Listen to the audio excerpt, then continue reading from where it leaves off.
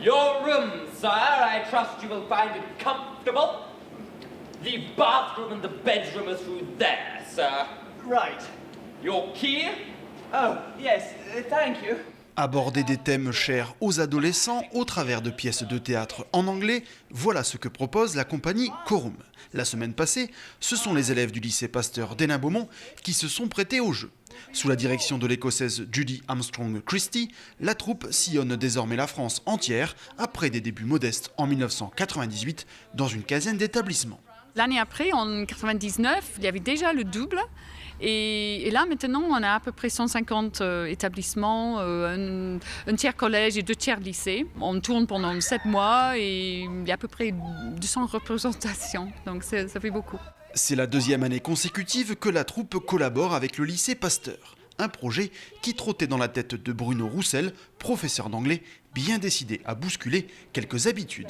Ça a rencontré aussi une envie que j'avais chez moi depuis longtemps, depuis mes 17 ans que je suis au lycée Pasteur. J'ai dit, voilà, j'aimerais faire quelque chose, de sortir un peu des codes traditionnels et puis tenter l'aventure à travers le théâtre. Voir de l'anglais vivant, de l'anglais incarné, de l'anglais qui parle à travers les mots, mais aussi à travers les gestes.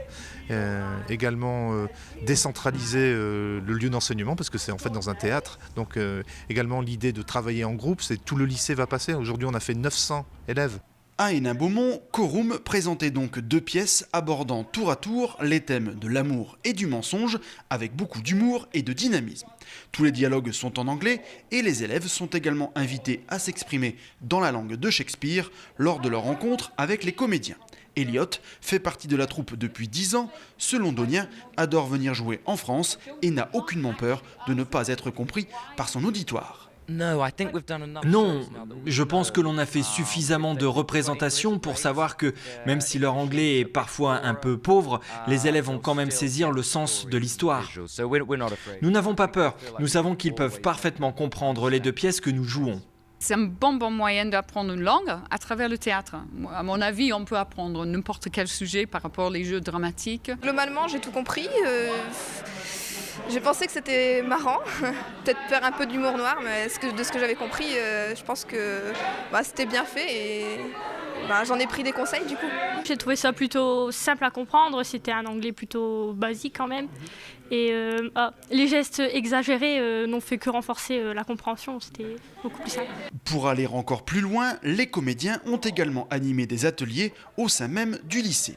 Travail du vocabulaire, de la prononciation et de la mise en situation, ces ateliers ont séduit bon nombre de lycéens. Mais d'autres vecteurs d'apprentissage sont aussi mis en place. Cette année, par d'autres activités à travers les tablettes numériques du lycée, etc., des activités de journalisme pour les élèves. Voilà, il y a de l'action, ça bouge, les élèves on leur fait confiance. Et voilà, je pense que ça peut rassurer et renforcer certains.